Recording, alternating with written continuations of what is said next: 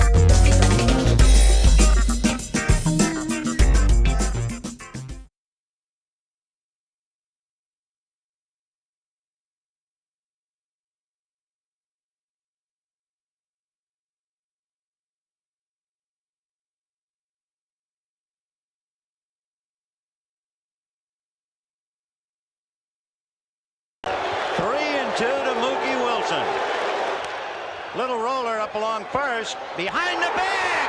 It gets through Buckner. Here comes Knight, and the Mets win it.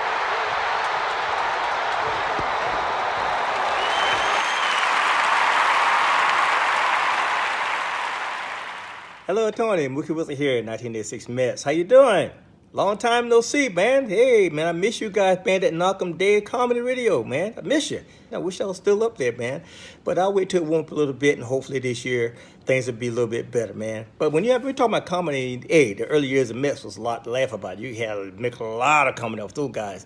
Hey, hope to see you guys during the summer, and hopefully get back on the show, man, at some point in time during the course of the year, all right? All right? Yeah, fine. Contact me, man. All right, Tony. Talk to you later.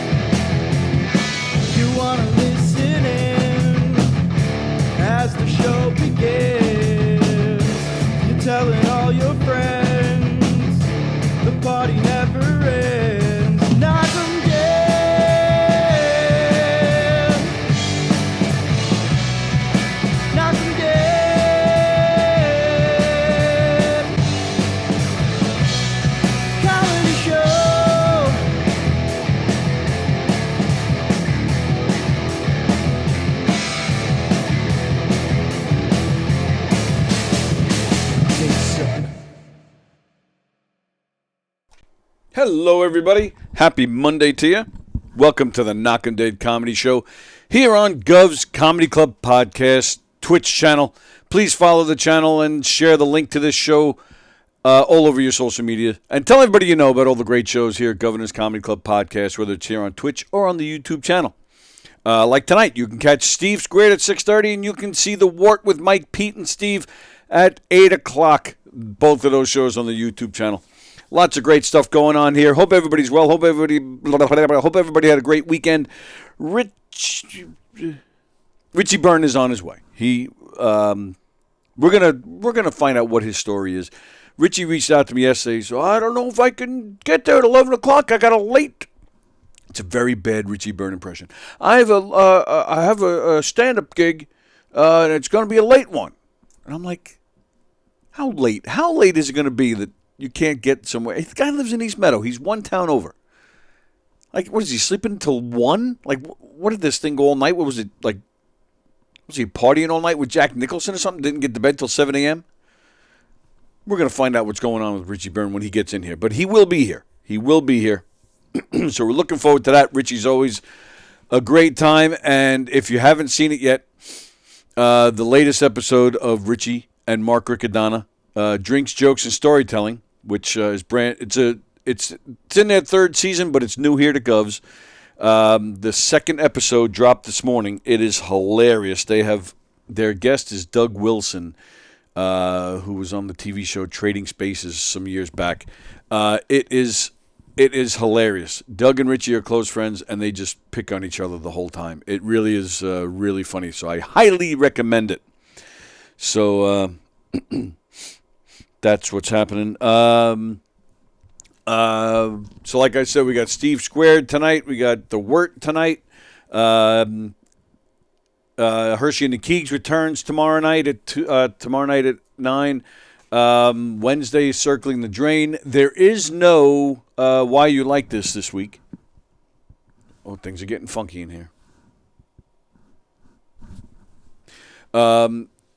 There is no Why You Like This week. It is Tim Saliani is celebrating his birthday by going to the Yankee game. So that's that. So lots of cool stuff going on here. You can see me tomorrow night. I will be on the Gagoot Show. Benny Rizzuti and our pal Jen Snortland. That's a show they host over there on Strong Island. I don't know what I'm in for over there. I don't know if they don't like me over there. So I don't know what's. I don't know. I feel like I'm going to get beat up or something. Like I'm walking into some kind of trap. So if you guys don't see me on that show tomorrow, come find me because I may need saving. Or after the show, if I'm not here for Hershey and the Keegs, tell Hershey and the Keegs to come find me and save me like they saved their banner. So we're waiting the arrival of Richie Byrne. I need to congratulate our pal Brandon Lacaruba. Sits in this chair right here with me every Thursday. Brandon was here at Governor's last night, and they threw him up on stage to do a set. So congratulations to Brandon Lacaruba for getting up on the big stage at Governor's. Well deserved. He's very funny. Very funny. So what'd you guys do this weekend? What'd you guys do? Let's see. What did I do this weekend? I had a lot going on this weekend in the special needs world. Friday, my daughter plays in the special needs baseball league. Well, softball to be exact. And she plays every Sunday. But Friday night, they do this once a year where they have a special night game. And it's a lot of fun because we play in the lights and, it's just fun. So that was Friday. Saturday, she had her special needs bowling. So I had that. And what did I do Saturday night? Oh, Saturday night was Carol Miner, who you saw here on Friday, was hanging out with Carol Saturday. And then yesterday, that's when her softball league normally plays, Sunday afternoons. So we drove out to a town called Blue Point, which is like 45 minutes, a good 45 minutes, maybe even a little longer from me. And I heard a door, I think. Oh, there he is. There he is. All right. Early.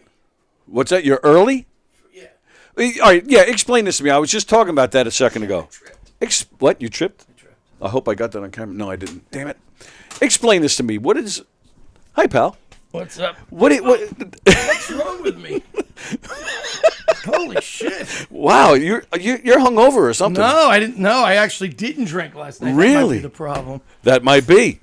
Yeah, I was explaining that you weren't here because you said you might. You don't have to put those on if you don't want to. I mean, it's up to you. Yeah, I don't know if you don't want to mess with that, the moneymaker.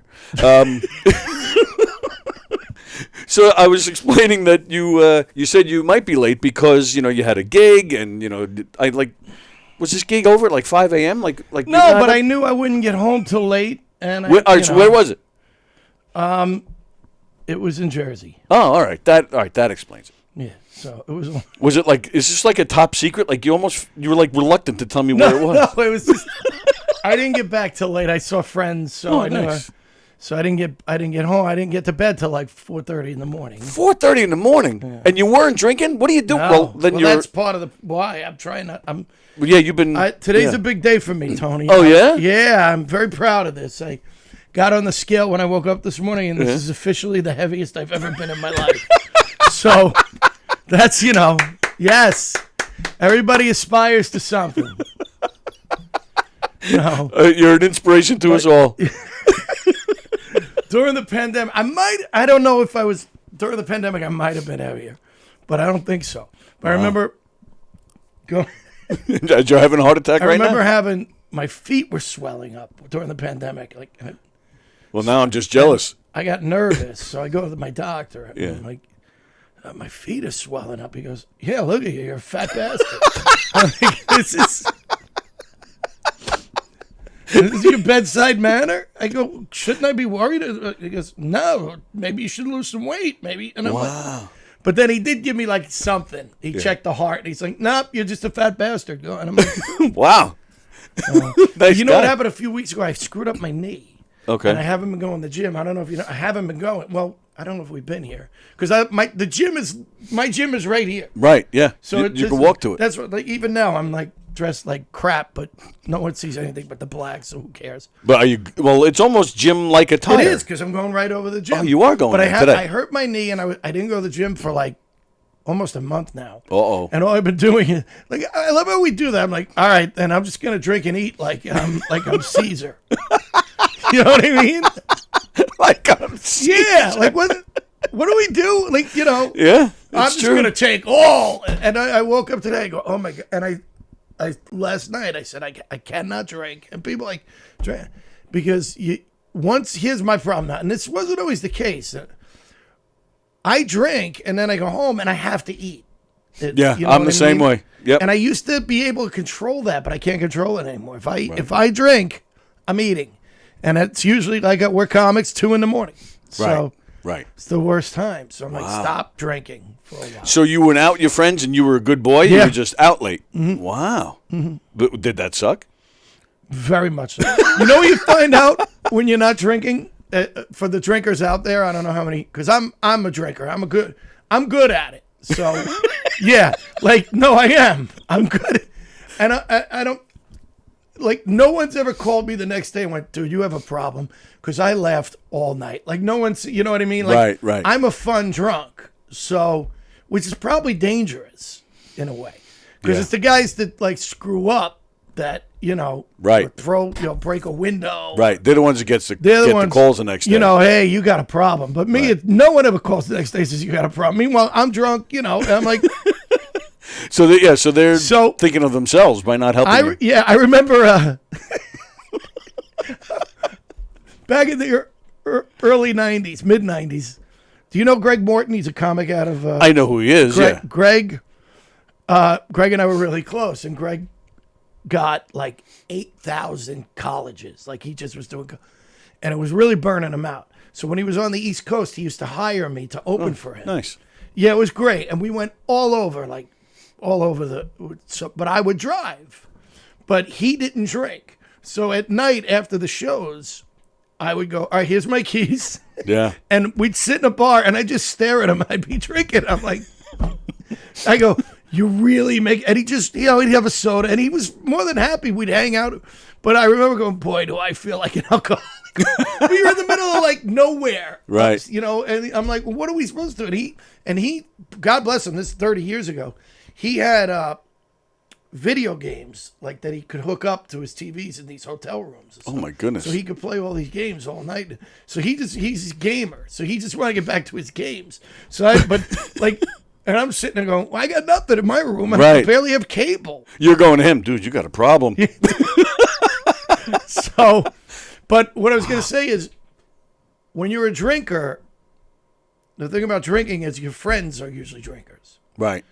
And when you stop drinking, you realize what dicks your friends are. You're like, these guys are assholes. You're like, wow. Assholes from drinking or just? I don't know. I'm not sure. But you just sit there and you go, man, I think I drink to forget my friends. But I will disagree because I don't drink. I haven't. Really? Yeah, I've never been a big drinker, but really I think I've had alcohol maybe 5 times since I graduated high school in the 80s. Really, I'm not a drinker. So I will disagree because I'm everybody's best friend. They need a ride. Right, exactly. Especially now with the leg, because now I get the best parking spots. So people are asking me to go out with them all the time. Tartaglione and Williamson asked me to go to the Met game last week. I think they're mad at me for saying no. I just sit in a bar going, all right, here's what we need. We need a one-legged guy who doesn't drink. Can you imagine how great a life we'd have if we could just find a one-legged guy who doesn't drink? I mean, we get the best parking spaces. Yeah, I'm a popular guy. Go ahead. So I just decided, but people that's the other thing, people get angry. Like, if someone goes, hey, get everybody around the shots. No. What do you mean no? I'm not drinking.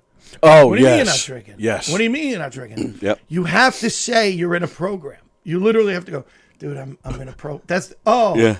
They're okay with that. I don't know why that is. You're the idea of right. you just going, I'm taking a break, pisses people off. I can't tell you how many times I've heard, oh, you don't drink? I don't trust a guy that doesn't drink. I'm like, what the fuck? I'm sitting there listening to your sorry ass, aren't I? What the?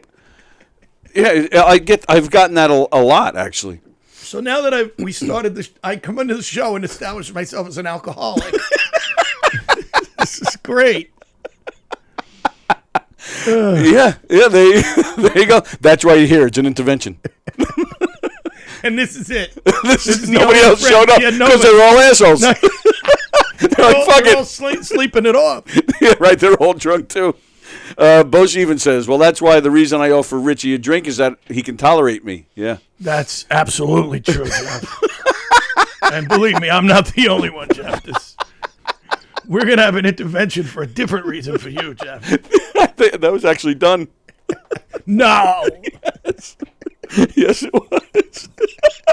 I got to hear the story now. People gathered around to tell Jeff he's a dick? Stop being a dick? Not to stop being a dick, but to talk to him about his act. His act? His act. Are you serious? Yeah, I'm dead serious, yeah. But having said that, because I'm not picking on Jeff. I am.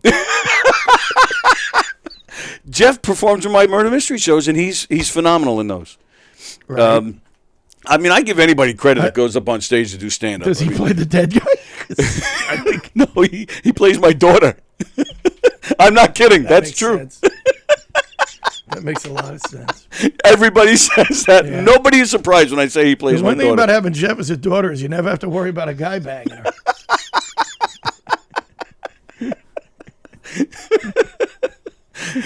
Jeff is probably sending me an email right now telling me he's quitting. Yeah. Please, he's so happy. Did you guys hear Richie Byrne talking about me on Gums Radio? Did you guys hear? What do you mean you weren't listening? There's tens of listeners. Come on. Yeah, you're absolutely right. By the way, speaking of failed comics, I wasn't going to come in today. Oh. If the sign, the Hirsch and Keeg sign wasn't up, because I will never go through that again. When I go Yeah. through. Well, you know, we talked about it. They spent, the whole $80 on a new banner, and I hung it up. Yeah. And they wrote me this morning.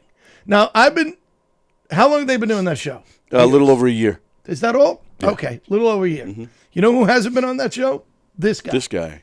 Why the man who gave Mike Keegan his start in the business. Is that right? No. Oh.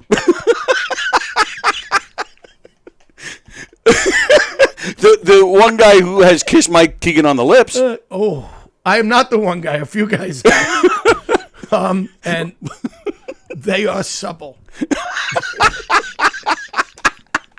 I mean, wow. Yeah. I think that's the same night. I guess I could say this. That I just blanked on his name. Hugh. Oh, Hugh Murray. I think while we were kissing in the bar, Hugh was doing heroin in the bathroom. I'm pretty sure it was all in the same night. And you wonder why I quit drinking? Well, but you just described a whole bunch of nights, though. I mean, that could have been any night. Do you know that story? We're in Coasters. Yeah. And it's the three of us. And Hugh goes into the men's room, and he'd been talking all night about how we did a gig. Oh.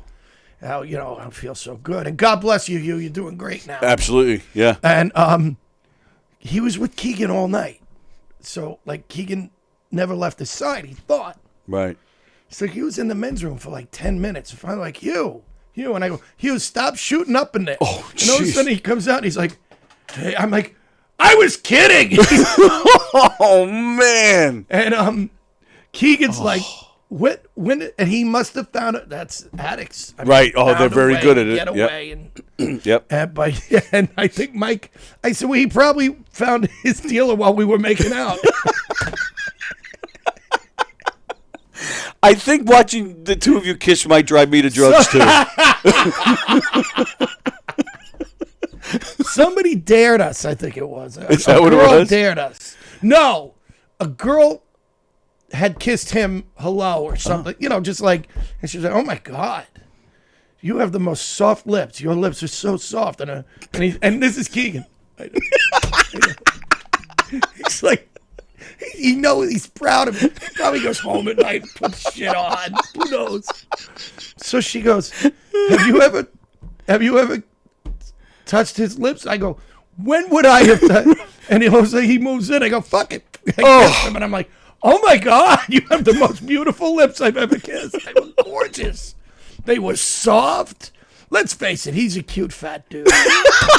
He is.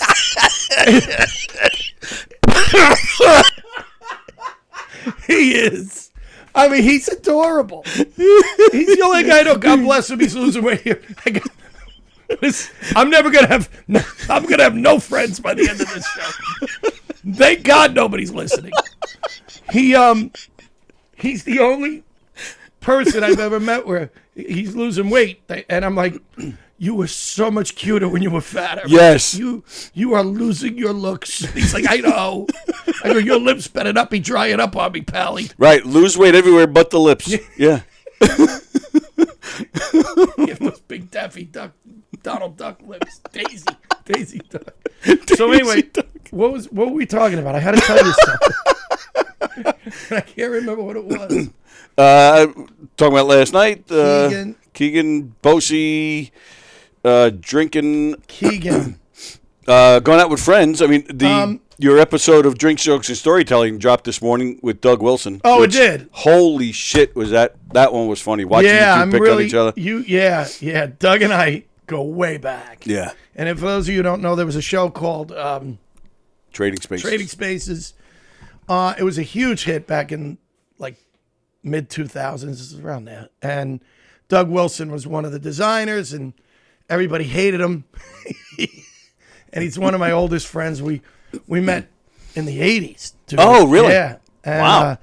Yeah, he was right. He came into a play that I was already doing.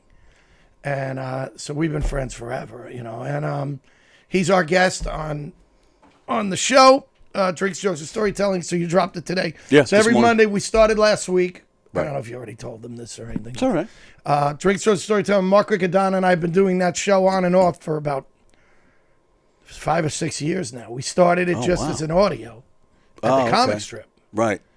And that was cool. That's where we got... We always would go to the comic strip, and we'd do about 4 or 5 shows in a day. Yeah, that's a good idea. And so the comics would come in, and we'd make them get a drink at the bar. So, and then we'd sit, and that's where we came up with the whole idea of drinks, jokes. It's actually the name of Riccadonna's album, and I like the name. So if this ever goes anywhere, he owns the rights to that name, and I'm screwed. Son of a bitch. But I'm not expecting it to go anywhere. But neither is anybody else. But then when the pandemic hit, we had just started doing video, I think, and then the pandemic hit. Right.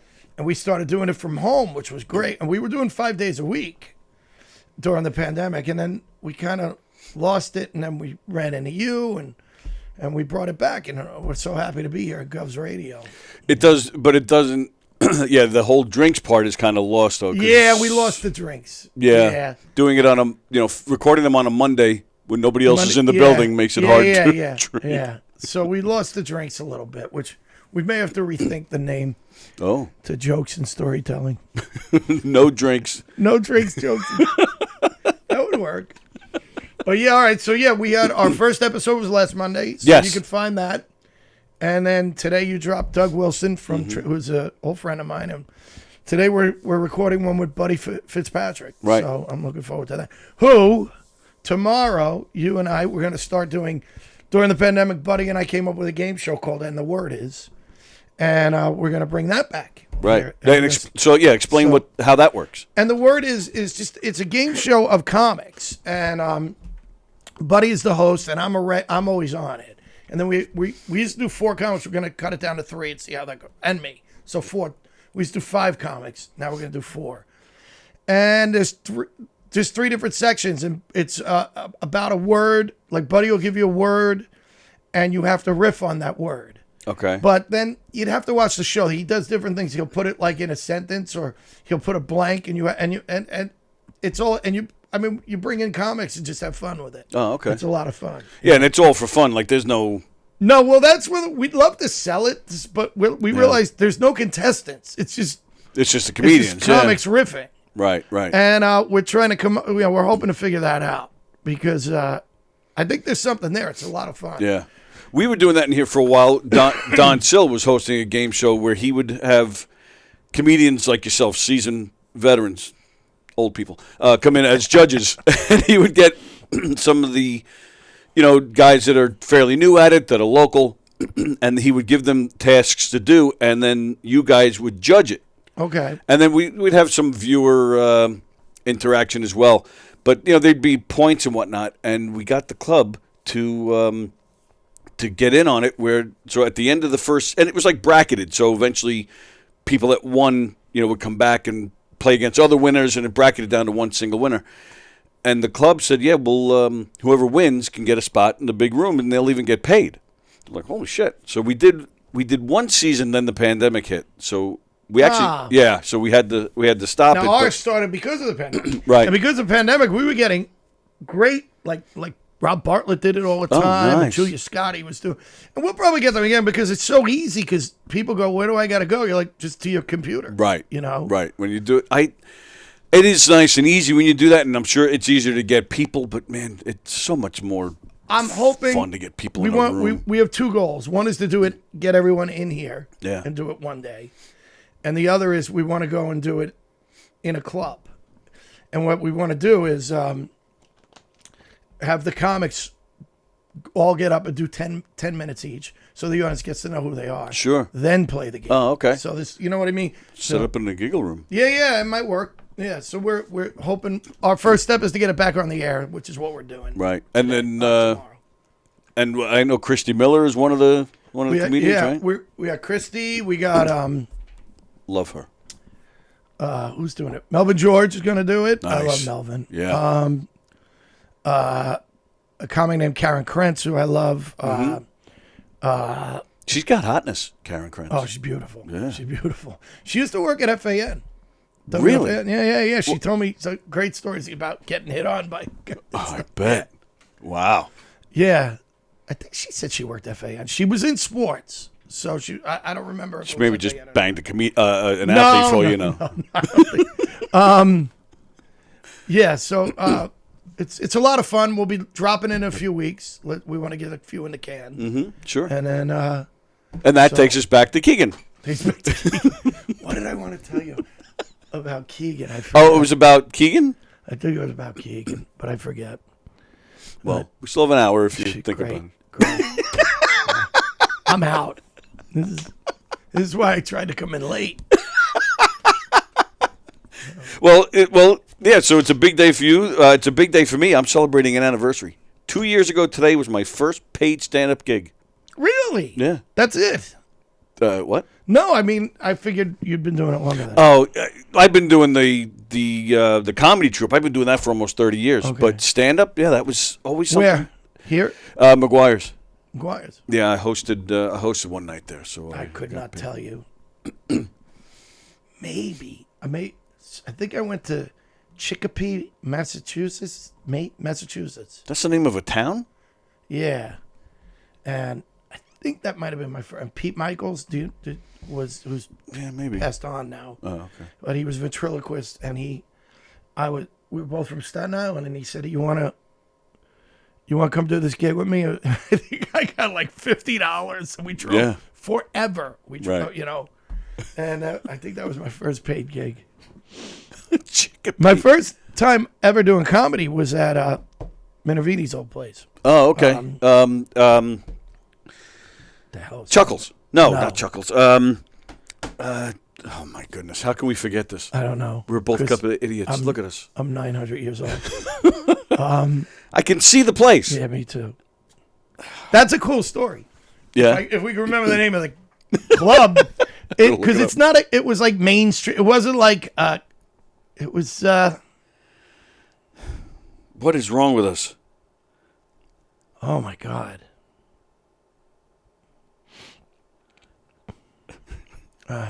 What is the name of that club? Why am I blanking? Come on, who? Come on, Jeff. What's the name of the club? Someone's East got it. Side. East Side. Thank you, Jeff. It was actually Jeff that came through. Nice. So here's what happened. I'm doing this play. This is in like in '87, around there. And this is the play where I met Doug, actually. Oh, okay. But I don't know. Yeah, he must have been in this version because it was a play. It was an original play, and we toured high schools doing this play about drinking and driving. So you didn't learn then, did you? And it was no. It's the one thing I don't. I don't drink and drive. And this guy was in the play. Was from out here. I wasn't from here. Right. I was from Staten Island. Right.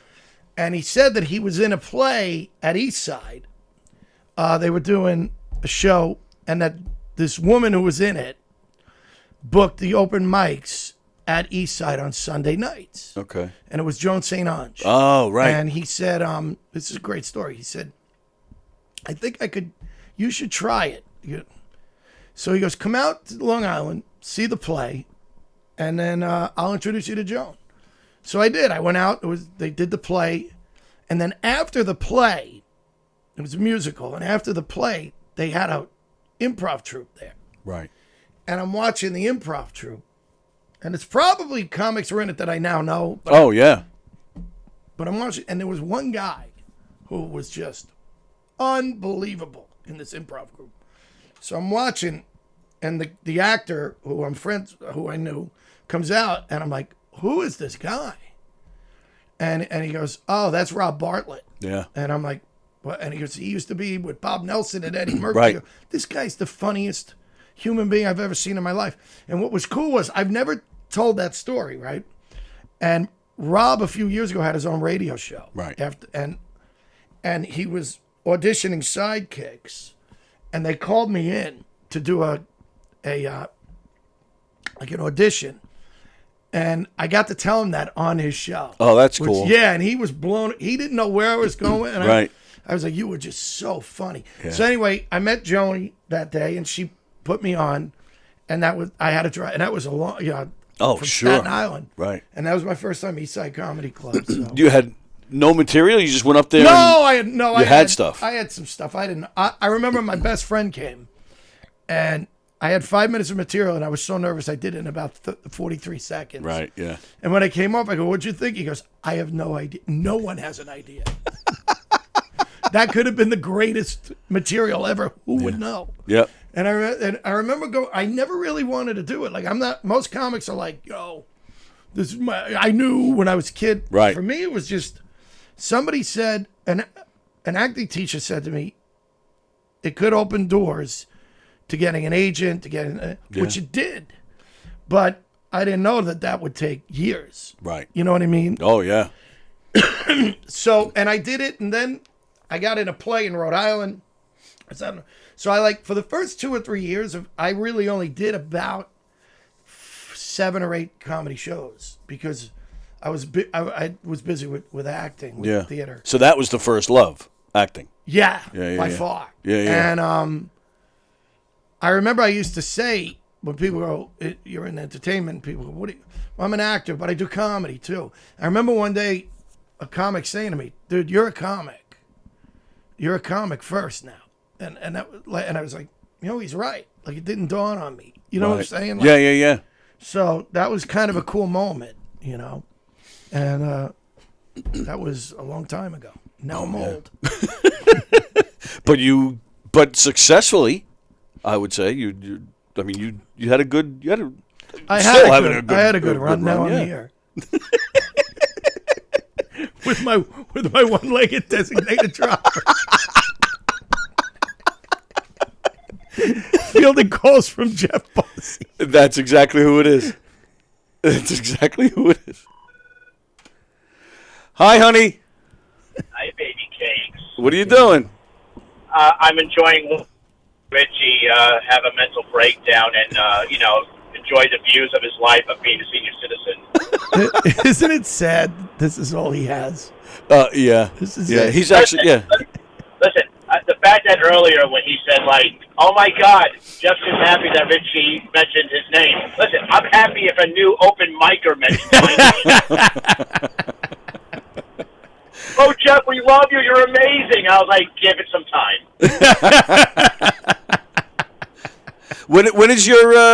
When is your date with Keegan? You're doing what is it? The Giggle Room with Keegan? When is that?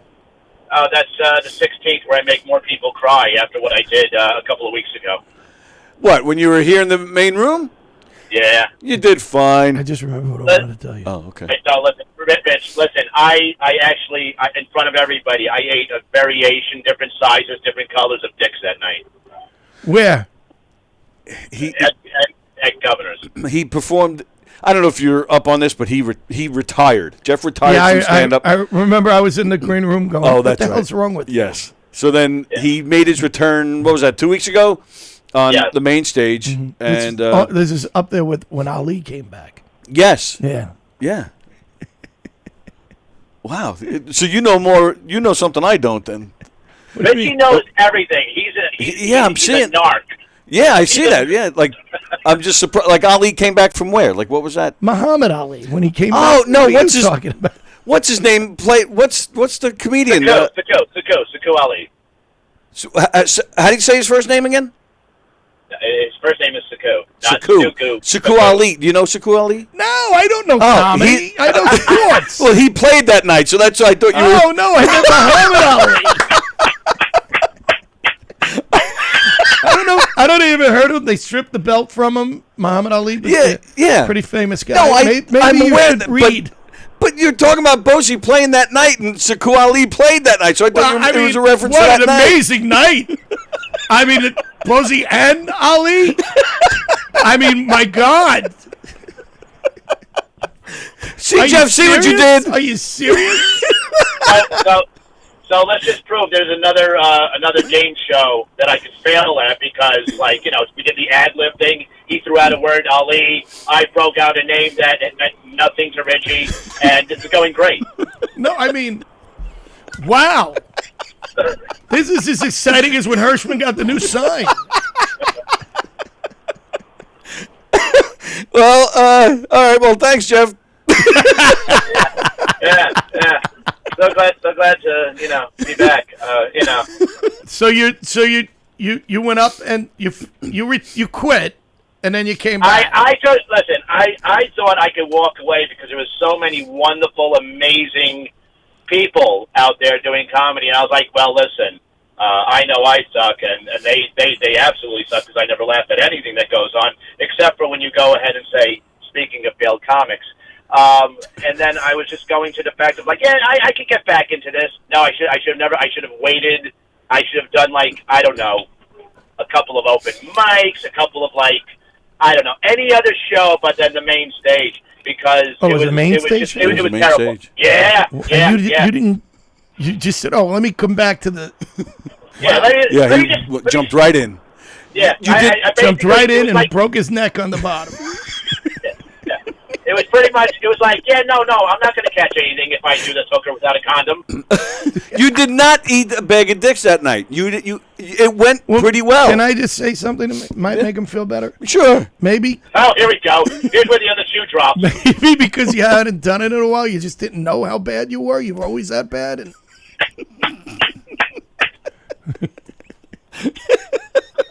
I don't know. Just a thought. Yeah. Glad you called? Yeah, I'm so glad I called. I wanted to make sure that when I go ahead and I drive this truck off the Throd's neck, it's a worthwhile meaning to it. Well, you'll get a big audience for that. Have you been back since that? When was this, Jeff? This is 2 weeks ago. Just about 2 weeks ago. And it was a Keegan gig? No. Now he's got a Keegan gig in the gig room. Fundraiser. It was a fundraiser. Right. Yeah. You got to give Jimmy credit, man. He'll throw people on those shows that obviously really don't deserve to be there.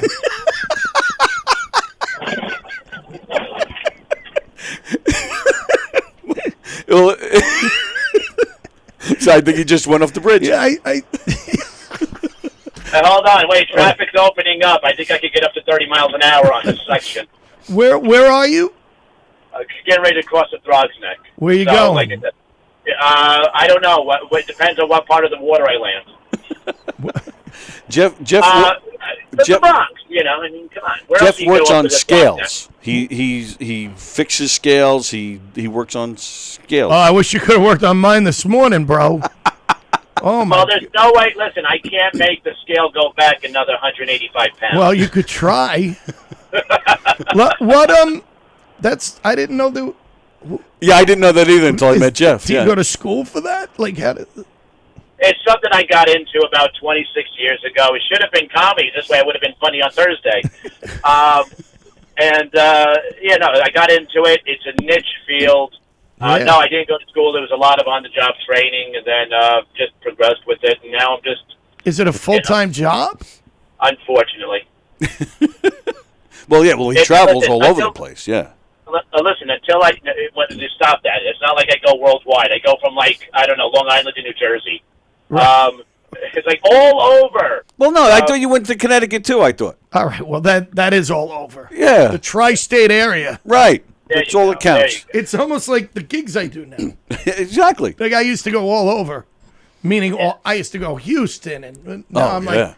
If I have to cross a bridge, I'm not sure I want the gig. Now, Richie says I'm going all the way to Jersey. Yeah, well, the way traffic is now, Jeff, that is saying a lot. Yeah, that's true. So, it's just something I do, and until I can find a way to pay the bills with loves and hugs. I got to go out and do this. No, dude, you got to do what you got to do. Jeff, I got a question for you because you just. Here we go. No. It's a real question. So as you were preparing for this gig 2 weeks ago on the main stage, or was it the day after or something? You did that thing at Paradise Studios. What day? That was the day. That was prior. The day prior. Oh, it was the day before. Okay, so they have. No, the week before. The week before. Oh, it was the week before. Okay, Yeah, so it was the week before. I'm going there tomorrow. I'm doing Benny and Jen Snortland's show, and I know how much they hate me over there. So I'm a little nervous. Do you have any idea what I'm getting into over there? Well, I will tell you this. Yeah. There's a very gigantic, tall guy that runs the entire operation over there. Yes. I'd be very afraid. Yes. I am. All 4'11" of him. Oh, I know who you're talking about, I think. Yes. Yeah. What are you going to be worried about? What are you going to be worried about, like, Benny lisping on you and then Jen Snortland, like, doing whatever? And then what? And then a 4'11" guy going, hi. I mean. I don't know. Because I know, Listen, they. Listen, you have more chances of any one of the three I just mentioned. You have more chances of running away with them with, like, your leg taken off. I was going to say, yeah, I would run faster than them. That would be very tough. But all right. Yes. All right. Yes, not a problem. You'll be the biggest man in the room. Well, good to know. When is your Keegan show? When's the embarrassment? The 16th. Of June? Yeah, June, yeah. Keegan does shows here, like he books shows here and then does a show up for them, right, or something? Yes, he is known to do that, yes. Is he showing up for this one, Jeff? These that's all to be expected of when or where he might show up that day. I don't know. Yeah. Apparently he said he was going to be there. I don't know anymore. He might turn into, like, I don't know, maybe a Dylan, where it's like, I book shows, and then that's all you hear. You know whether he's there or not. But I don't know. I don't know if he's going to be there. We'll see what happens. But who will definitely be there? Your best friend Carla. Carla will be there? Very nice. Very nice. I have to tell you this, because we're talking. This is what I wanted to tell you earlier. Okay. So Keegan and Hirsch were doing the show for about a year. Yes. All right, how many times have I been on? Have they even asked you? Not really. That's pretty messed up. This morning, out of nowhere, I get a text from Keegan with Hirsch saying and it was Keegan very serious, and I realized, Hirsch is on this too. Yeah, there you go. Hey, Richie, we would like you to be a guest on the Hershey and the Keeg show, which, by the way, that was right up there with when Rosie O'Donnell called me. Is there a Tuesday night at 9 that works for you? So I said, dude, I don't like Hirsch. You always tell me what a douchebag he is. And then I wrote, oh, shit, who is the other number on this feed? So Hirschman is now freaking out over this. So, no, he actually laughed. So okay. He wrote, Hirsch wrote, give us a couple of dates as we have some booked already. Now, they've been on a year. Yeah. I said, I am starting an acting class on Tuesdays. I might be able to do June 6th. They go, I think we have Hugh and Trevor, because I'm sure Hugh has never been on. Hugh's been on once. Right. But same thing. I don't even know who Trevor is. Trevor or Travis? It says Trevor. Maybe he meant Travis. He meant Travis. So Hugh and Travis, or me, but we'll go with Hugh and Travis. All right. They had the same issue with Hugh.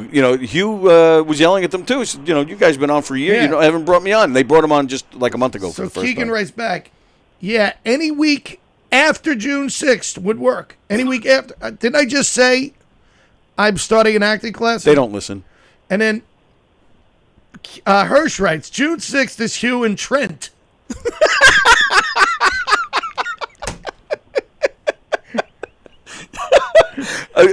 Please don't correct them. Let's just see what names they call them all night long. And then he says, and June 13th, we have no show as Tony is not available. I already said I'm starting. Right. What? This could be the biggest waste of a conversation I've ever had in my life. And that's where you should have said, by the way, now you're definitely not getting back your banner. Well, but I'm writing back going, sounds good. I'll give us dates. I will. I just said, what did they? It's not like I said it. I wrote it down. They had to read it, and they got it. So what about tomorrow? I really want to do the show. Let me listen. Let Richie continue talking. I got nothing else to offer forever, and I'll talk to you guys another time. I gotta go, to do something that I might minutely be good at, and that's this job. Well, all right, buddy. Thanks for checking in, pal. Love you guys. Love you too. Bye bye. The last time I did a show for Keegan here, yeah, he had COVID and almost killed what's his name, Saliani. Oh yeah, man. And I was over here. The studio was different then. Yes. And Keegan, and it had just come out. I think it might have been March 11th, of 2020. Right. And I remember going, man, it's warm in here. I'm like, can we open that door? Now, I was sitting there. Tim was here and Keegan was here. And Tim must have blocked me because I didn't get it. And Tim was real sick. And Keegan was real sick. Yeah. And Tim was real sick. oh, yeah. Sally swore that Keegan just gave it to everybody that night. Well, they were making out a lot that night. So Keegan and Tim. Yeah. Yeah. Oh, right. Did Sally get it too? Sally. I think Sally was there. You weren't, but Sally was producing. No, she had already had it. But so, like you said, but we didn't know what was going on. But she had it she had the January of 20. Didn't know She what was sick for like 2 months, and we were like, what in the world is going on here? And then by the time she was getting over it, that's when it really started to come out what was going on. Yeah. But yeah, Tim was in bed. I mean, he was in the hospital for a know. while. And that wasn't the only time. I think Tim's had it like 3 times, and I think the first 2 almost completely kicked his ass. Now during the pandemic, my buddies and I, these guys that I know, are a bluegrass. They get together and do bluegrass every Tuesday night at the Barrel Inn, a bar in East Meadow. Nice. These guys for almost 20 years now. They get together. These are guys that you sing with sometimes. Well, we started doing the Pandemics, right? The band, right? And we were doing covers. We were doing changing Beatles songs, and we put out 4 videos. Right. For Me to You was one of them. I remember. Yeah. And Tim was the director. We used to. Oh. All we would do is I would record it on my phone. I'd send it to Tim, and he would add in little like comedy things and stuff, and it was hilarious. And he did a great job. with it. Yeah, he's good at that stuff. Keegan recommended him. He was like, call Sally. Right. And I did, and he really did a great job. But we did. It was From Me to You, right? We did 6 Feet From You was that, okay. and right? Yeah. I Want to Hold Your Hand was Why Won't You Wear a Mask, and we had a lot of fun with it, and then it kind of petered out. Well, and just like Tim almost like my did. career. Like your career. So they. I mean, I wonder if did you announce me being on today? Maybe why this morning? Oh, that's my guess because they did the same thing with Hugh because Hugh comes in here with me every Tuesday. Every Tuesday he sits here with me, and sure enough, it was right after that started. They reached out. They're like, "Oh, Hugh, we haven't had you on yet." I'm like, "Yeah." So they're yeah. They're not nice guys. No. Well, I like Keegan. Hirschman. He thinks he's hot. I liked Keegan when he was nowhere, but now that he's got this big show with Hirschman, he thinks he's hot shit. Well, explain Hirschman to me. Because why? Well, I don't How? know. Well, I just don't get it because, and I've brought this up before on this show. The guy performs like once a year, but like Monty's his close friend, Eric Hafter's his close friend. I mean, I know he's Jewish, so is he like throwing them money or something? I don't know. I'll tell you what. Him and Monty bet on horses. That's what it is. I was gonna say it's gambling. Yeah. Which is something I partake in. Oh, do you? Yeah. So you're not close friends with Hirschman? Hit an Exacta box on the Preakness. Oh, did you? How much is that worth? It was like $650, something like that. Wow. Unless the IRS is listening, then it was. This is all we're just talking. It's all entertainment. Yeah. Nice. Yeah, I got to call Monty and tell him. Yeah.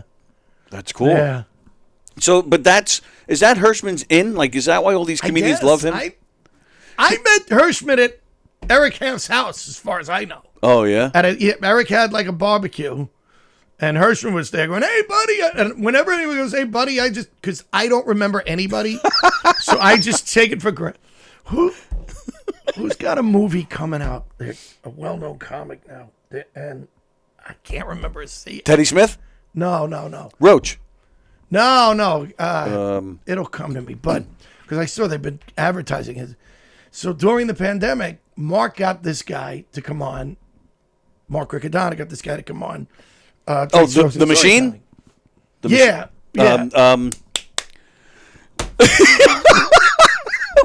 We are fried. We are fried. Now we gotta look up the machine. Jeff, help us. Oh my goodness. Now, you know what's scary? I could be wrong about this whole thing. Kreischer. Right. So, yeah, I know. For a crowd, okay. So he comes on, and no, he was on we did the, I know what it was. We did the telethon that we did. Oh, yes, I Mark know and that. Yes. And he came on that, and he's like, Richie Byrne, you know, you were so good to me when I was starting out. And I'm like,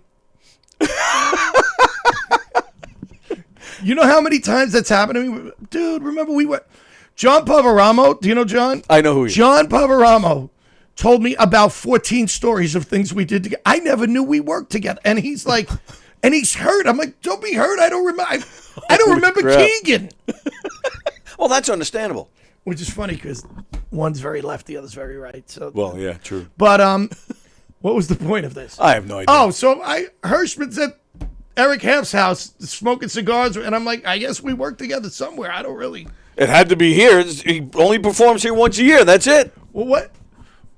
That's amazing to me. I don't know how people can do that. Like Yeah. now I've kind of taken a step back because I'm busy I'm working on some other projects. Which is great.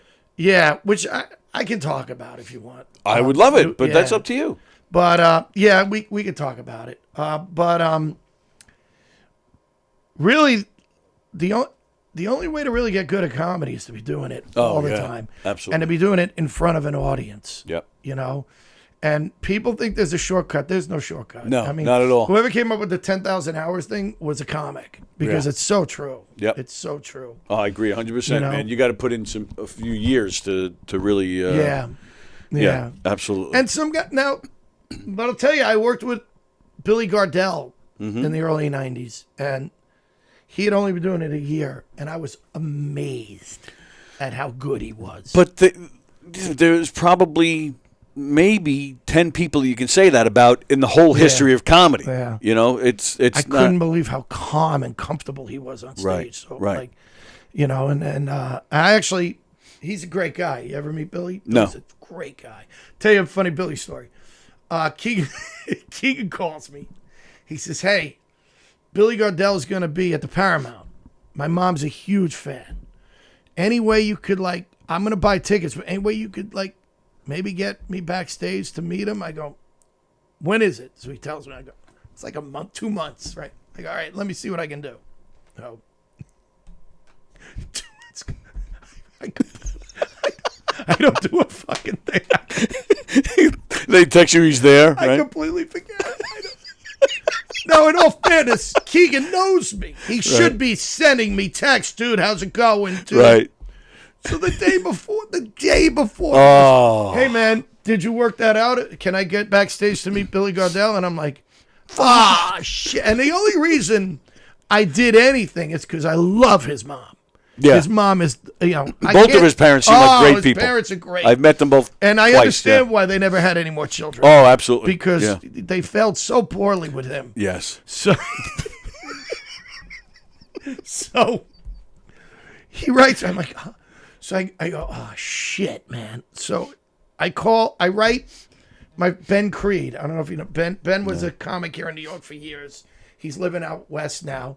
So, and I know Ben is really close with Billy. So I write Ben, and I'm like, dude, I totally fucked up. My friend's mom, big fan of Billy.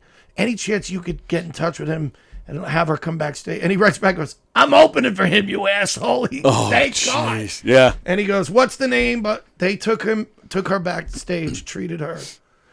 Keegan called me. He goes, dude, you really came through. I go, hey, it's what I do. I'm here for you anytime, I pal. felt so lucky.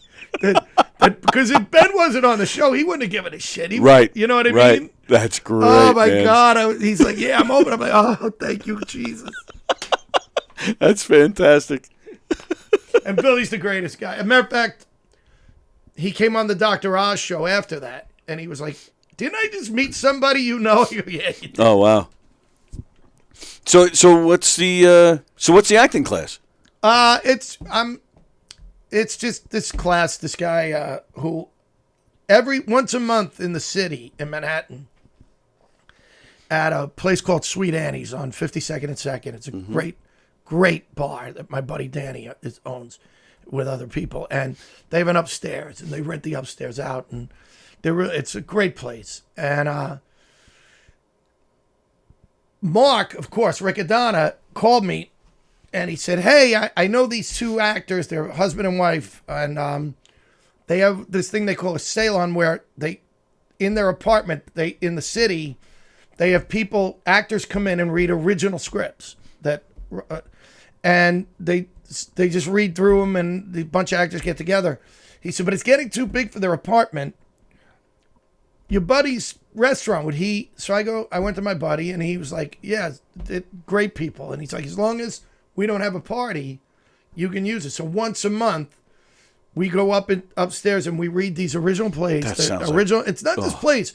Mark wrote a animated thing that we read, and sometimes it's a drama, sometimes it's a sitcom, but people have to bring an original.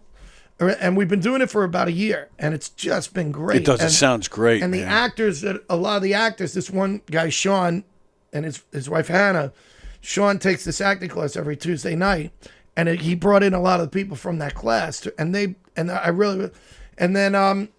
were all like, you should take this guy, Neil Matarazzo, take his class. So I'm going to take it. Oh, nice. Yeah, I met Neil a couple of months ago, and I just really liked him, so I'm going to.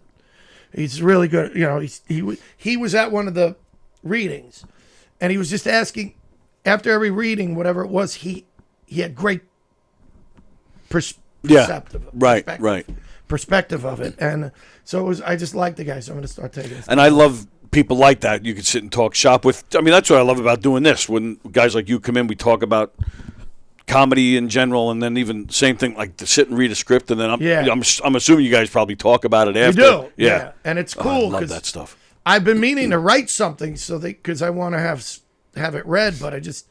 Is it just one a night? No. Yeah, you can read a whole bunch of stuff depending on time? Depending on time. Mm-hmm. Sometimes it can be unfinished. Like people have and what we want to do is start taking scripts, and this is really on me, and doing showcases of it. Like if we really like a script, bring in an audience. Sure. And do it upstairs. Right.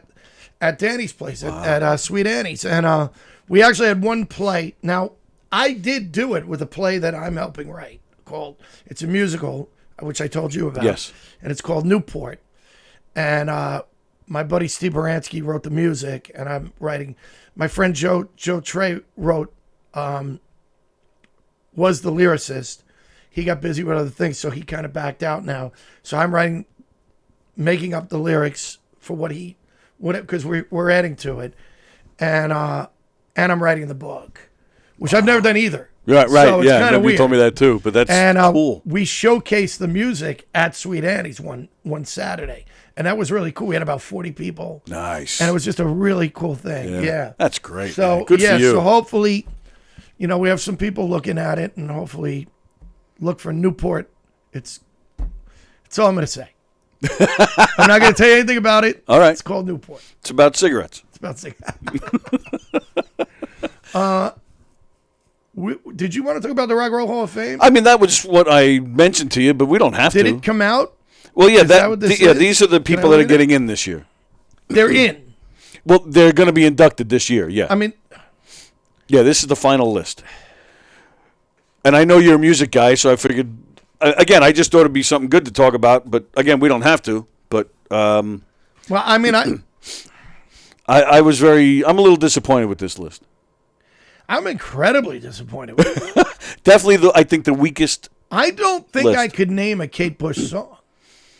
I don't know. I mean, that could be on me. But... No, I'm with you, but I know she's huge in Europe. I know that much. Okay. That's pretty much all I know about her. She sang "Don't Give Up" with Peter Gabriel, but that's his song. You remember that song? "Don't Give Up"? No. No. You know it if you heard it. Okay. DJ Kool Herc.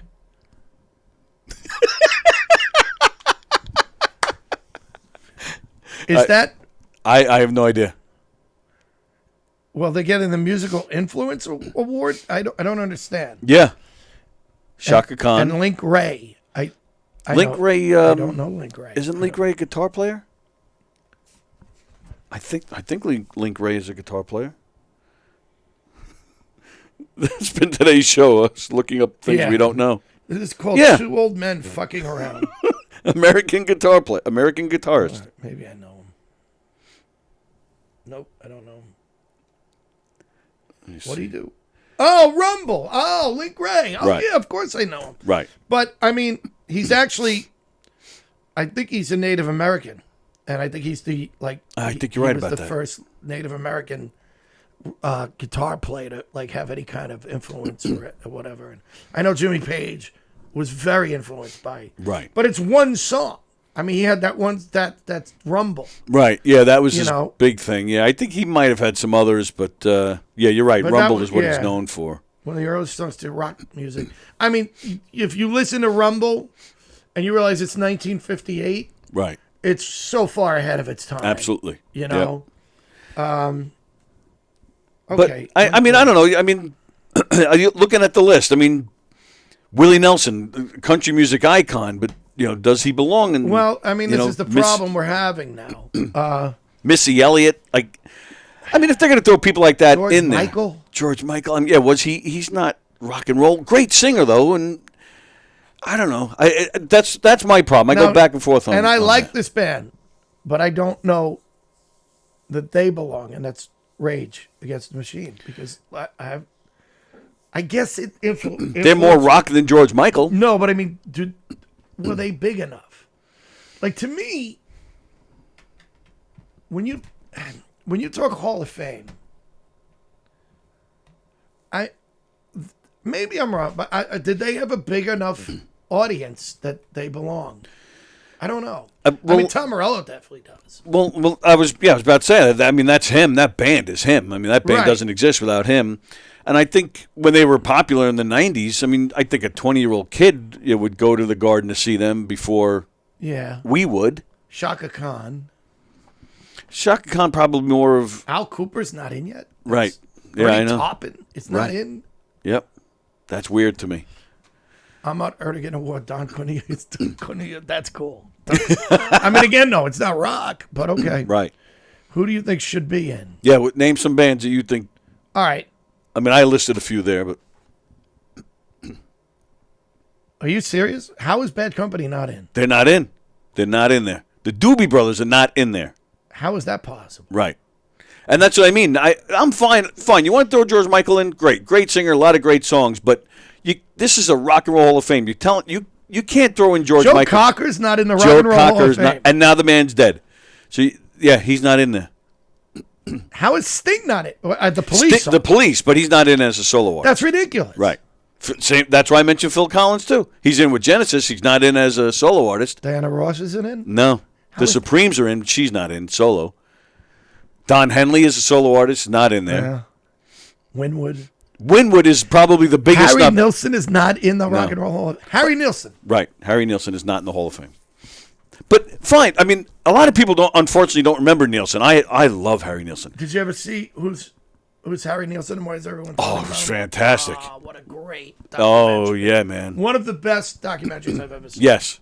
I agree 100%. anything. Yeah. It's so good. The only thing that disappointed me with that is that they don't talk to Ringo. Him and Ringo were best friends in the Maybe 70s Ringo- and 80s. I don't know, maybe he didn't maybe- want to. I don't know, but it was still a great special. I mean, you want to talk about, forget, this is before Cobain and anybody else that kind of fell. This is a guy that really had it all. Actually, started from nothing, Yeah. got it all, and then Yeah. and then came crashing down. Yeah. And really was in a bad way by the Yeah. time he died. He was. But I mean, he had a wife and kids. He had all of that. I mean, it was. Yeah. It would. I mean, I love when And what a voice. Oh, my God, And, what a voice. Mickey Dolenz, too. That's why when Mark said he was going to go hang out with Mickey Dolenz, Yeah. I was like, please get him on the show. Oh, yeah. But and we still might on Drink Social Storytelling. We're working on it. But when Mickey tells the story, he says, Harry Nilsson was my best friend. If I were in jail at 3:00 in the morning, I knew I could call him and he would come get me. Right. Granted, I was probably there because Harry was with me.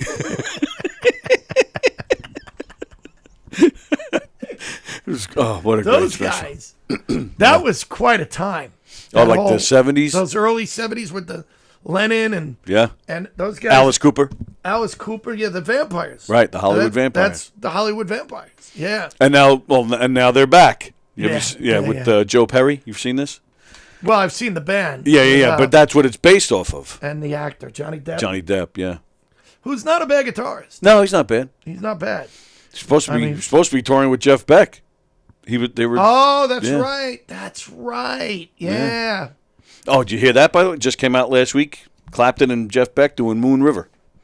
Clapton just released it last week. Oh, it's beautiful. Really? Beautiful. I haven't heard it. Yeah, they recorded it like 2 years ago or something, but yeah, Clapton put it out. There's my brother always makes fun of Jimmy Page. He's like a Jimmy Page. He loves him. Yeah. But he always talks about how and there was an interview with Robert Plant where he talked about, he's like, he never tuned his fucking guitar. He just wouldn't fucking tune his fucking guitar. And you'd hear it there's a thing where Beck's doing a show and Page comes on, it's a guest. And they do an instrumental of Immigrant Song. But it's totally Page just playing chords and Jeff Beck going crazy. I'm like, it's your song, man. Take a lead. And you see him looking at Jeff like, look at how, and he was Jeff's mentor. Oh, yeah. And you'd see, like, he just thought Jeff was the shit. Everybody did. Yeah. Everybody did. Yeah. He just never could do a hook. Right. Like I don't know if he cared, but he did just fine. He did fine, but you know what I mean? Like he isn't the megastar of a Clapton or Jimmy Page, and you know what I mean? And but he just, like, you don't whistle a Jeff Beck tune. Right. Right. I think probably the mainstream, they probably know him for, People Get Ready with Rod Stewart or something. Rod Stewart. Yeah. But again, though, he did just fine. I think he was all right. I met Rod Stewart. Did you? Yeah, that's cool.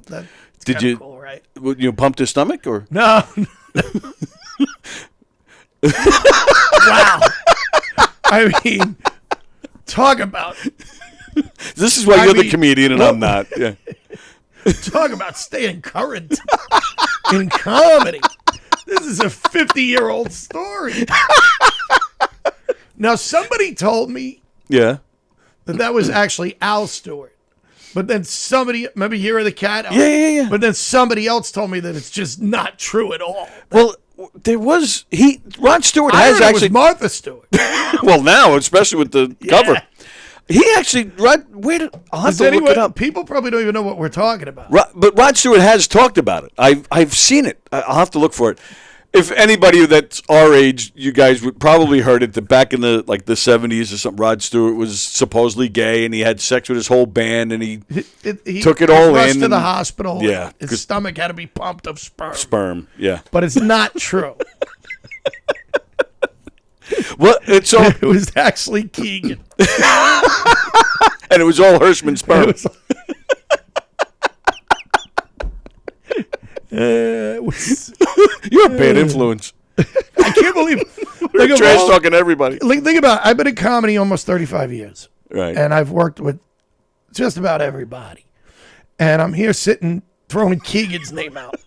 Like over and over. Yeah, right. Like, think about how pathetic that is. But in all seriousness, you talk to any national headliner. Like, I've seen it on Drinks, Jokes, and Storytelling. Keegan's name will come up, and they'll be like, "Oh, I love that guy. How's he doing?" Everybody loves Keegan, except Carla.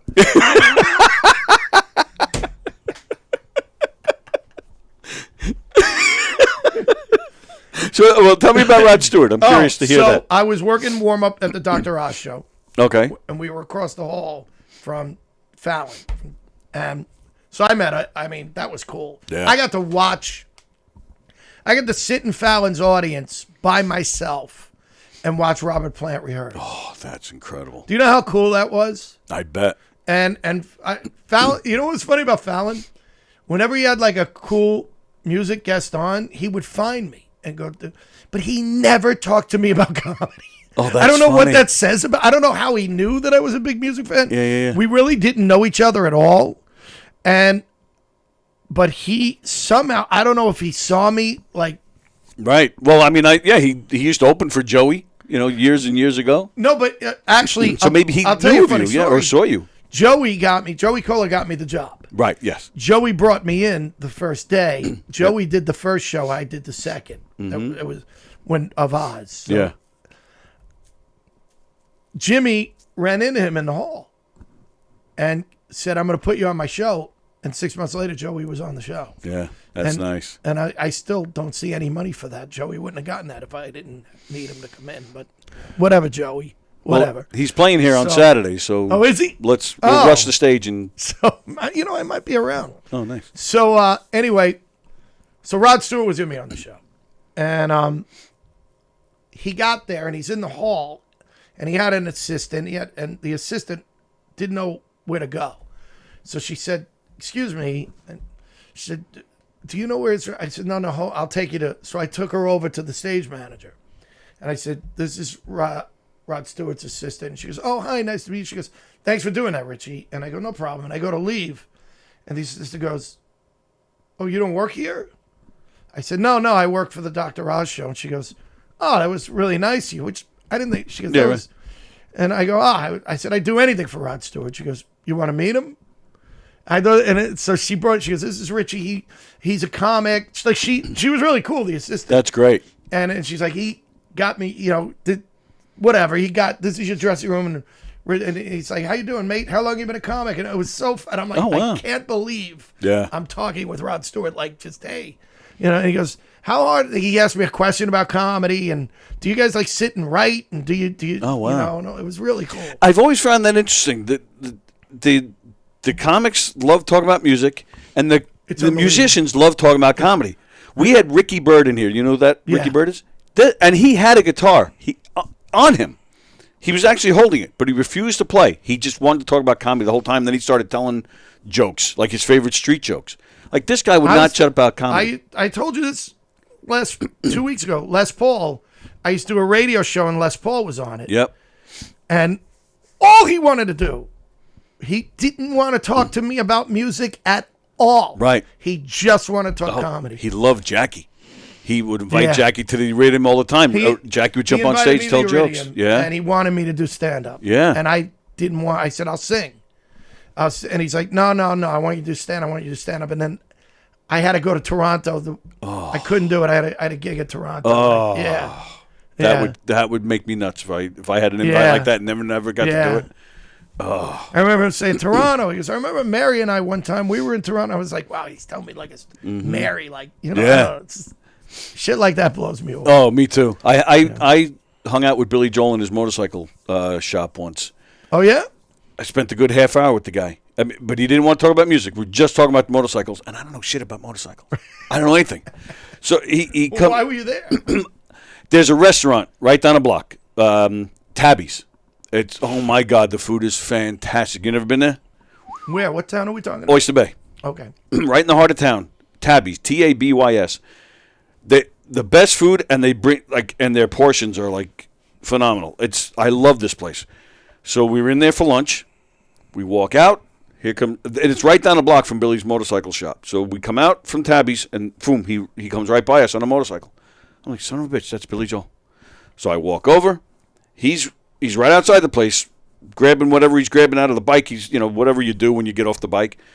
And so I'm walking up, and I go, man, I picked the right day to come to Tabby's for lunch. He shoots me this look like he's going to kill me. Yeah. So I immediately stop. I put my hands up. I said, look, if you don't want anybody bothering you today, I said, no problem. And he goes, okay. Just like that. I'm like, all right. So now I'm just kind of lingering, and I'm like not sure which way to walk, what to do with myself. He goes in. The mechanic that works there, he looks right at us. He goes, you guys want to come in? And I swear to you, I actually did one of these. Like, is he talking to me? I was like, yeah, we'll come in. We go in, and he brought us in. The mechanic said this? Yes. And then he brought us in, and he locked the door. Like, oh, did they locked us in? They're like, I swear to you, I'm like, Now you just can't leave. exactly. I'm like, is Billy Joel about to beat me up? Like, what in the world is going on here? So it was the mechanic, Billy Joel, and two other people. And the mechanic introduces Billy to these two other people. They talk for 5 minutes, and those people leave. So now it's me and Sally and Billy and his mechanic. And Sally she kept nudging me. We should leave. Why are we here? Why? I'm like, no, just play it cool. We're just walking around. So you've never been to this shop? No. Hundreds of I'm not a motorcycles. motorcycle guy. I'm not either. I love looking at them. there's other things, and each bike had like a little history, like a little sign with it. This bike comes from Germany. So I was just reading it, just checking it out, not expecting that. I would probably spend 15 minutes, 20 minutes, I'd be done. But again, we're locked in with Billy Joel, and he's up at the front at the desk talking to the mechanic. So did you talk to the guy with you get this part? When's it coming in? We got to add it. I'm like he's a mechanic. Yeah. So we're just standing there for about 50 minutes, just walking around. Sure enough, he just comes over. And he's just he's like, so how you guys doing? I'm like, okay. So I just said to him, I go, Billy, I thought you were a Harley guy. I noticed that there's hardly any Harleys in here. And that was it. Boom. Well, Harleys really aren't the best made bikes. And he just starts going on and on. Let me show you this over here. And he's showing us bikes. And let me show you now, to this point, let me show you. So we're walking around looking at bikes. The only thing I know about bikes, a close friend of mine who used to do the murder mysteries with me, he's a big bike guy. And why this stayed in my head, I have no idea. But he told me years ago that the mufflers are air-cooled, which is why sometimes you'll see these guys going in between the lanes because they're trying to get the breeze on it to keep it cool so they don't overheat. So I just say that in the middle of nothing. I just say that to Billy Joel because that's the only thing I know about bike. I had no idea if it pertained to anything. I really thought he's going to look at me, get out, I swear to you, he looks at me and goes, oh, that's an excellent point. He goes, so if you come over here, with that, he gets on the ground. He's laying underneath the bike, and he looks at me and goes, come on. I'm then laying on the floor underneath the motorcycle, and so if you check this out, all I can think in my head is, I'm on the fucking floor with Billy Joel. Like, now, what is going on here? No, we had Richie Minervini on our podcast. Yes. And he talked about laying on the floor with Billy Joel, but it was a completely different. Well, that's what I was waiting for. There were no bikes. You did it with Keegan. I'm like, this is Billy Joel. I'm ready. They were riding something. And that, we spent like a half hour with the guy, and then Wow. It was very strange. Yeah. But I'll also tell you my Eddie Van Halen story. Okay.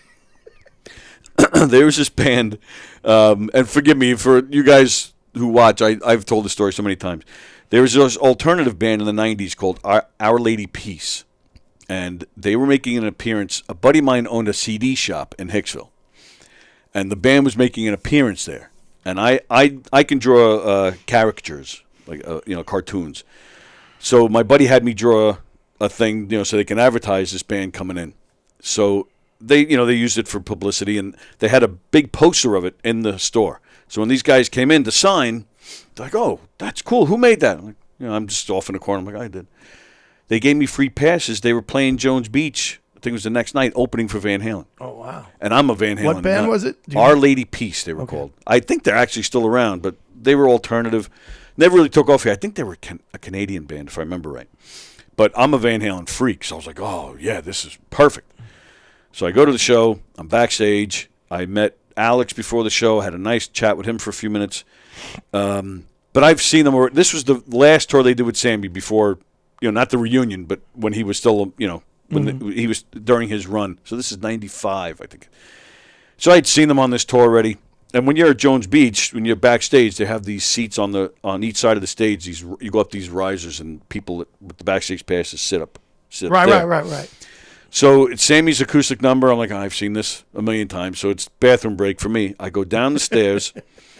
I get to the end of the stairs. To my left is the stage. To my right is where you go for backstage. But just before the stage, there's Eddie. He's just standing there with his guitar, and there's an older gentleman just sitting on a bench.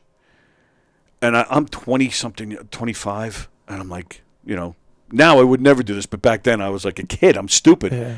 Well, I'm stupid now, but I go up to Eddie. I had a picture of one of his guitars in my pocket. I pull it out. I literally elbowed him. I go, can you sign this? He does one of these, like, where'd this guy come from? He goes, no, you got to get the fuck out of here. Just like that. Now I'm like a cartoon. Like, remember, like Super Friends? They would all talk to themselves. Well, if I just dive into that tractor beam, I can save the world. So I do the same thing. I now say to nobody. I go, Eddie Van Halen just cursed at me. And he's ready to kill me. And then sure enough, all the bodyguards are coming from different directions. I was like, no problem, guys, no problem. And I got out of there. The end of that show, the encore, they start jamming on Mississippi Queen. They start playing Mississippi Queen. And Sammy's like, we have a special guest in the house. Leslie West is here. Leslie West was the old man sitting on the bench. Are you kidding? I didn't know it at the time. Wow. So it was me, Eddie Van Halen, and Leslie West. There was nobody else in sight at the moment. I had like 30 seconds with Eddie Van Halen, Leslie West, and me. You didn't even know it was Leslie. I had no idea. I'm sure he would have signed it. Yeah. If I only knew, because he ended up losing his leg before he died. Oh, yeah. So if I only knew, we could have just bonded. I'll tell you a funny story. So Valerie Bertinelli's on Dr. Oz show. Yeah. And she looked good in person as she does on TV.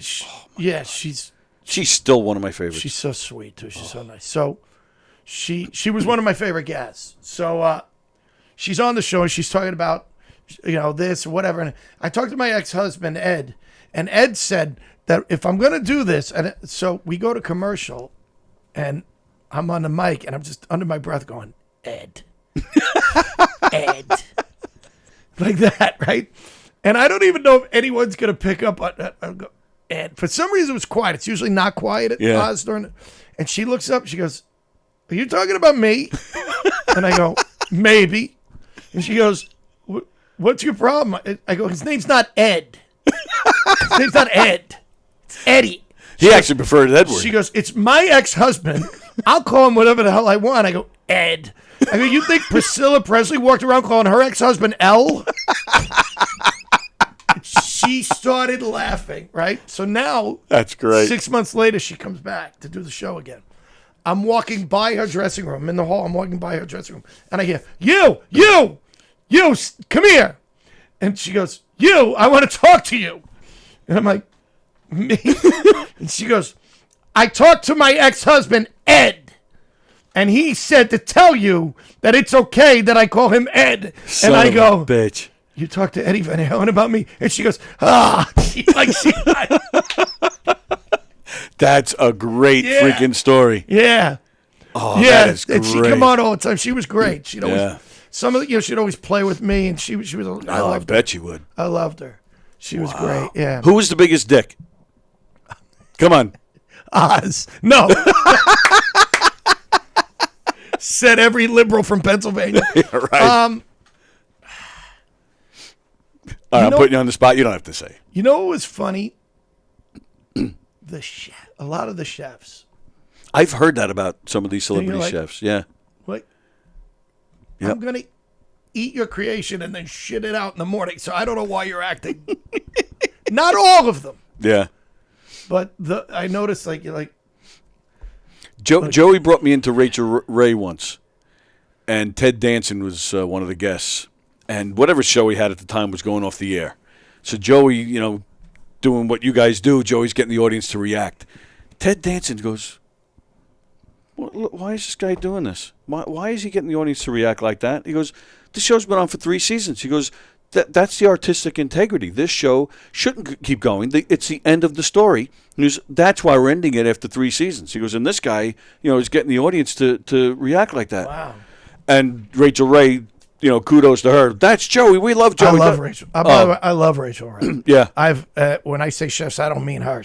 I've done the show many times. Right. I've filled in for Joey. Yeah. She is the coolest. You want to talk music. Oh, really? She loved that about me because she could talk to RC about music.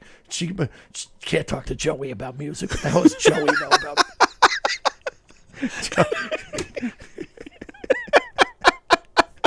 You talked to Joey about butterflies. Yeah. Well, look at the tree. That tree's 128 years old.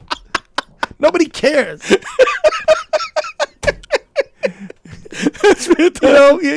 You can't. So I'm saying that Ted Danson was a dick. Okay. Okay. Joey doesn't have to say it. I won't put Joey on the spot. I'll say it. You made me think of Rachel. I'll tell you a funny story about Rachel. So I'm doing Rachel's show. I'm filming in, I think it was RC. I'm filming it for RC Smith. And a guest didn't show up. They're late, which means I got to tap dance now. And I'm not, this isn't even my show. Right. I'm filling in. Yeah. Dude, I'm pulling bits out of my ass that I haven't done. She's standing off on the side watching. At one point, I used to have a bit about different rock bands. Okay. And I had a Rush bit, Kiss, da-da-da. And I never would do it in warm-up but I was out of material. Yeah. So I do a bit about Rush. I think it was Rush. And she interrupts. She goes, they're still out there, they're still out there. I go, I know. She goes, they're really still, they're rocking it. They're still out there. I go, I know. I saw them recently. I went to see them. She goes, yeah, well, I mean, because you're making fun of them. I go, yeah, because if I just said, hey, Rush really kicks it, that's not really funny. And she goes, oh, yeah. That's great. And we ended up talking Rush for a Wow. while on the set. She was, Yes, I never would have figured her for that. Dude, she's a huge, well, her husband's a musician. Oh, is he? Yeah. And she's a big metal fan. And Really? I love Rachel. I love Yeah, Joey had nothing but nice. Yeah. I mean, Joey has nothing but nice things to say about everybody. Oh man, she was always good. You know, I love if I got to do her show, and she'd always remember that I knew music and stuff like that. She was really great. Oh, he's the guy to talk to with Martha Stewart now on the cover of Swim. Yeah. Yeah. Yeah. I mean, to this day, he still says that Rosie O'Donnell is the most charitable person he's ever worked with. He has nothing but great things. I mean, so many people hate her. But she's always been great to me. Yeah, huh? So, really? Yeah. And and you probably knew her before she even had this. Oh, no? I met her the day I did her show. Oh, okay. I was the last comic to ever do the Rosie O'Donnell show. I knew that. I forgot. Think I said that. Yeah, you have said that. And she Wow. She ended up coming over and talking to me when they were just supposed to go to commercial and go, we'll be back. Instead, she came over and talked to me and said, you're going to get more work because I did this. And she was absolutely right. And so I owe her a lot. I got a lot of work based on that. Just saying, Richie Byrne has seen on Rosie O'Donnell? And when the bookers saw the video, they were like, wow, she really gave you a lot of time. She gave me a lot of time because I had a 4-minute spot that turned into like an 8-minute spot. Oh, no kidding. I was in an off-Broadway play. She was talking about the play. Okay. I mean, she was, it was really, and she said, you did exactly what I wanted, and you're going to get more work because people are going to say, wow, she gave you a lot of time. And that's exactly what happened. Let me ask you, and we got to get going, but I'm curious about that. So you went up there thinking it was going to be 4? And then somebody's giving you a signal to stretch or something? What happened? No, it's just the opposite. They're holding up cards. 2 minutes left. Right. Minute 30. You're doing your act, and you got to be done. Right. There's not a second longer. And right. That's friggin' scary. Yeah. And then, but when I finished, they were going to cut to her at her desk, and she was going to go, great job. We'll be back with whoever was next. And instead, I turned around, and there she was. She's Richie Byrne, and she shook my hand, and she said, that was great. And then she said, I heard you're in an off-Broadway show, and what is it? Oh, so that, blah, blah, blah. The act was still 4 minutes, yes. but then the next 4 was just her talking yes. to you and giving you more screen time. Yeah. Oh, I thought you meant she had you stretch your act for 4. No, but when I did Gotham comedy on Access, right? I headlined it. There was 4 of us, and the other 3 comics were phenomenal. They were all, and I'm like, oh man, they are. And I got up and I was doing my bits, and I was going to end at a certain point, and there was another bit I really wanted to do. And all of a sudden I looked out, and the stage manager's going, because it was live, and they ran short. And I was like, yay. And that's a great show because you do about 12 minutes to begin with. It's not, and so I ended up doing about 15 to 16. Wow. And I got to do the bit I wanted to do, and I closed on it, and it killed. And I was like, oh, thank God. Oh, that's nice. Yeah. Very nice. Yeah. All right. It is, it's time for us to go. Thanks, man. Thanks, man. Always a lot of fun, Richie. Go check out Drinks, Jokes, and Storytelling. It's on the YouTube channel now. Steve Squared tonight at 6:30 on the YouTube channel, and The Wirt tonight at 6:30. Tonight at 8 o'clock on the YouTube channel. And that's it. Tomorrow I'll be here with you for Tuesday Trivia. On Thursday with me and Brandon will Don't be. Let him in the bathroom. Don't let him in the bathroom. Don't let Hugh in the bathroom? No. Oh, that's true, yeah. That's a good point, yeah. Thursday, Allison Chadwick will be here with me and Brandon. On Friday, Andy Plajanos, Lisa Malazzi, and Laura Patton. So that's that. We're out of here. See you guys later. What will you experience at a Knock 'em Dead comedy murder mystery show? Suspense, excitement, love, more love, violence. Well, not really. And, of course, some music. Knock 'em Dead Comedy is the #1 murder mystery troupe, entertaining thousands of people for over 20 years. You have a great night or what? Absolutely. Good. Their hilarious murder mystery shows are full of audience interaction from beginning to end that will keep you laughing all night long. Their shows are not to be missed. Knock 'em Dead Comedy's murder mystery themes include a mob show, a redneck wedding, a high school reunion, a family reunion with a luau theme, or your own custom show. Johnny, you have a good time tonight or what? Had an awesome time. All right. She had a great time. KDC, that's what I'm talking about. Yeah, all right. Fundraisers, private parties, corporate events, restaurants, and more. Contact Knock 'em Dead Comedy for your event today.